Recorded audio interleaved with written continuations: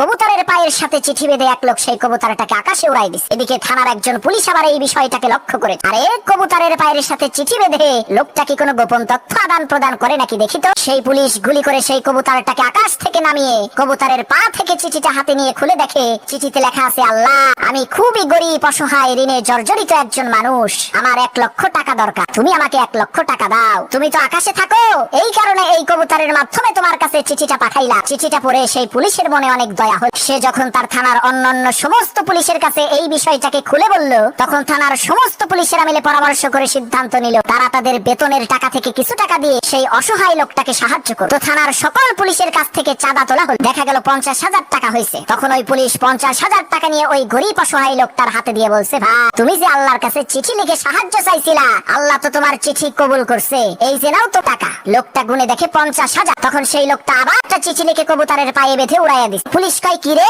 এই তারে না টাকা দিয়ে আসলাম, এখন আবার ওনার কি সমস্যা হইল? তখন সেই পুলিশ উড়ে যাওয়া ওই কবুতরটাকে গুলি করে নামিয়ে চিঠিটা খুলে দেখে তাতে লেখা আছে, আল্লাহ, তুমি টাকা দিছো ভালো কথা, কিন্তু তুমি পুলিশের হাত দিয়ে দিতে গেছো কেন? তুমি তো আমারে দিছিলা 1 টাকা।